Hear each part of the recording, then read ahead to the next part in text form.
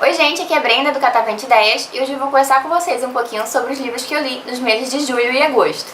O primeiro livro que eu li foi O Assassinato de Roger Ackroyd, da Agatha Christie. Eu sempre tive muita curiosidade de ler esse livro, porque todo mundo falava que o desfecho dele era muito surpreendente. E os livros da Agatha já são conhecidos por seus desfechos surpreendentes. Então eu imaginava o que poderia ter aqui que seria tão surpreendente assim, além do que já é o do comum surpreendente. E aí, eu sempre li vários livros da Agatha Christie, eu nunca conseguia adivinhar quem é o assassino. E eu pensei, nesse aqui então vai ser impossível. E aí, a gente vai ter a história se passando numa cidadezinha pequena. O detetive que vai investigar é o Poirot, então não é Miss Marple nesse livro aqui. E a história vai se passar quando o Roger Ackroyd ele vai ser assassinado, apunhalado pelas costas no escritório dele, fechado. O que acontece é que antes disso ele tinha recebido a carta de uma viúva, que é a senhora Ferraz. A senhora Ferraz ela se matou no dia anterior e enviou uma carta para o Roger dizendo que estava sendo chantageada e o nome da pessoa que estava chantageando. Nessa mesma noite, Roger é assassinado e essa carta some. Ao mesmo tempo, a gente tem na cidade alguns burburinhos que diziam que na verdade a senhora Ferraz tinha matado o marido dela e ela cometeu suicídio por culpa. Então aí o Poirot vai investigar o que aconteceu e a gente vai ter a história contada do ponto de vista do médico da cidade, que é o Dr. Sherpa, se eu não me engano, Sherpada, algo desse tipo. Como todo livro da Agatha, a gente vai ter uma cena final em que todos os personagens estão reunidos e o Poirot vai revelar quem é o assassino ou a assassina. E também tem essa atmosfera de cidadezinha pequena, que todo mundo se conhece, todo mundo acaba sendo suspeito porque de alguma forma está envolvido na trama. Justamente por saber que o livro tinha um final tão surpreendente assim, eu acabei criando as teorias mais mirabolantes e o problema foi que uma das minhas teorias estava certa. E eu acabei que eu fiquei muito triste porque o livro é realmente muito bem construído, ele é muito surpreendente. Mas como eu esperava que fosse uma coisa muito mirabolante, eu consegui descobrir quem era. Então acabou que não foi uma surpresa no final. A pessoa que assassinou o Roger e que estava por trás de toda a história. De todo modo, é um livro que vale muito a pena a leitura. Se você nunca leu nada da Agatha, principalmente, e ler esse livro aqui, você vai ficar completamente surpreendido, porque é muito difícil de descobrir quem é. E ao mesmo tempo, quando você termina o livro, é daqueles livros que você quer voltar ao começo e agora com um novo olhar, com uma nova ótica e encaixando as coisas. Então é isso, é uma leitura muito recomendada, apesar de pra mim ter acontecido esse pequeno problema. E aí o próximo livro que eu li foi o The Kiss of Deception, o primeiro da série As Crônicas de Amor e Ódio. Eu ouvi falar desse livro desde que ele foi lançado lá no exterior, eu vi várias resenhas de alguns booktubers falando que ele era um livro muito surpreendente, que tinha um cliffhanger muito emocionante no final, todo mundo ficava boca aberta. E aí quando foi lançado no Brasil, apesar de eu ter parado de ler um pouquinho de livros Young Adult, eu fiquei com muita curiosidade, justamente porque eu já ouvia falar dele há muito tempo. E aí, somado a essa edição maravilhosa, eu tive que ler esse livro. A gente vai ter aqui a história da Lia, que ela é uma princesa que é obrigada a casar, um casamento arranjado, e ela decide que não vai casar e ela vai fugir, porque ela não quer se casar com alguém que ela não conhece. E ela vai fugir com a criada dela, que também é a melhor amiga dela, e ao mesmo tempo que ela foge, duas pessoas vão atrás dela. Uma é o príncipe prometido, o príncipe com quem ela ia se casar, e a outra é o assassino, outro reino, que pra ele é muito interessante a morte de Lia. O trunfo da história é que a gente não sabe quem é o assassino e quem é o príncipe. O que acontece é que a resolução desse mistério só vai lá pro final do livro, obviamente, mas quando eu fiz a leitura, eu achei que a autora já tinha entregado quem era quem. Eu achei que quando ela disse... Eu não sei porque eu achei isso, na verdade, é uma pergunta. Eu não sei nem se vocês estão entendendo o que eu quero dizer. Mas por volta, vamos dizer assim, da página 100, eu achei que a autora já tinha me dito quem era quem. E não tinha mais mistério, que a resolução do mistério era outra, que ia acontecer um outro cliffhanger que todo mundo falava no final. E aí eu fui seguindo a leitura normal, achando que eu já sabia quem era príncipe, quem era assassino. E quando chegar no final eu descobri que eu não sabia, que estava tudo trocado. E eu fiquei muito surpresa.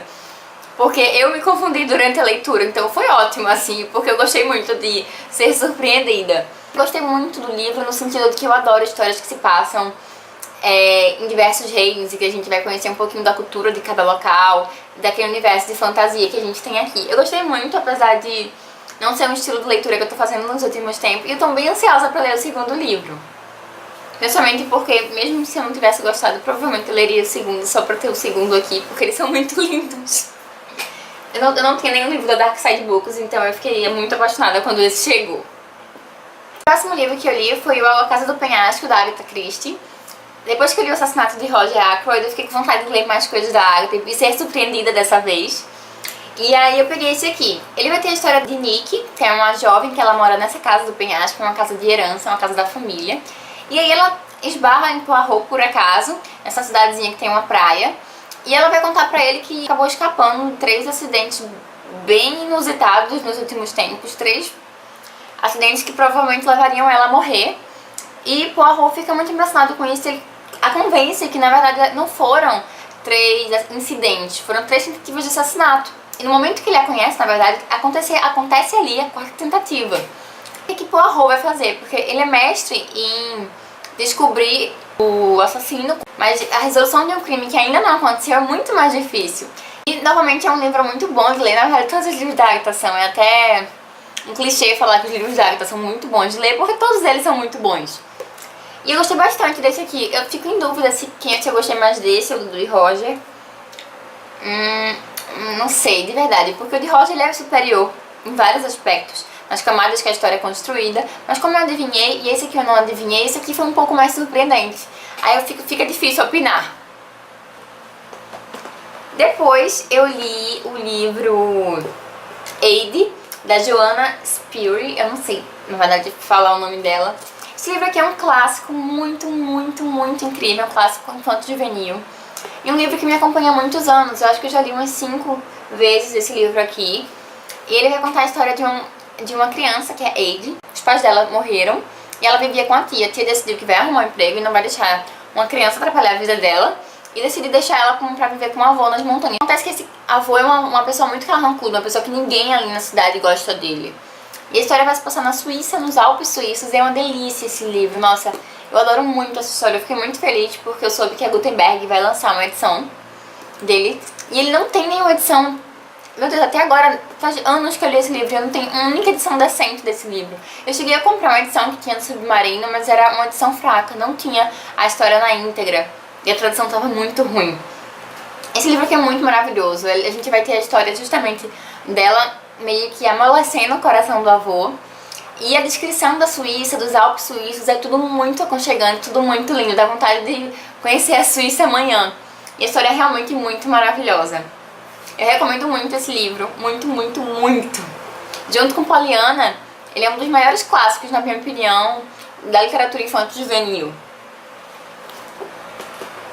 Por fim, o último livro que eu li foi o Duque e Eu, da Julia Quinn. Ele vai contar uma história... esse livro é bem conhecido também, né? Mas vamos lá. Ele vai contar a história do Simon Basset, ele é um duque. E ele vai propor à irmã do melhor amigo dele um acordo.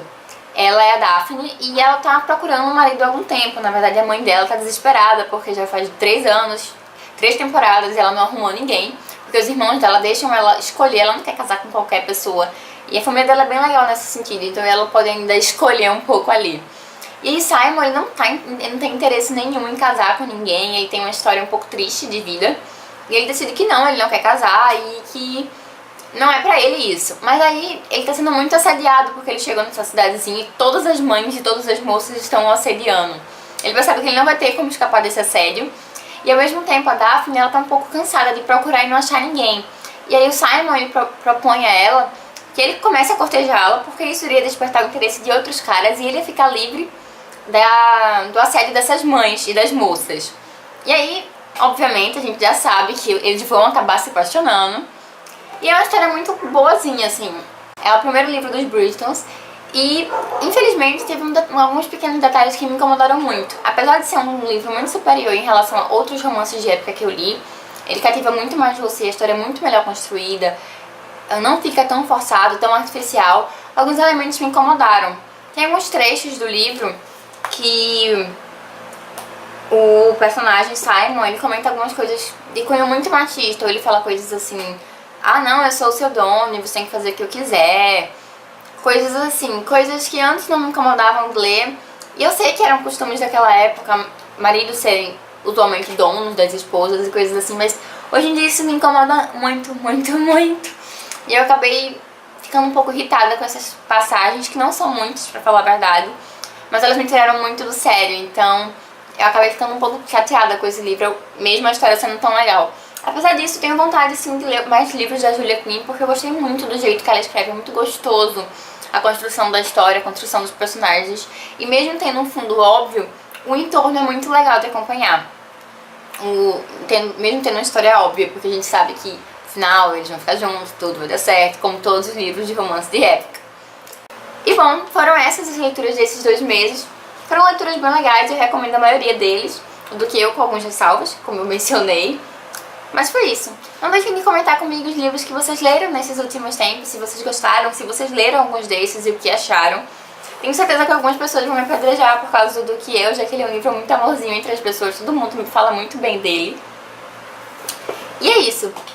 Muito obrigada por terem assistido, gente. Um beijo e até a próxima.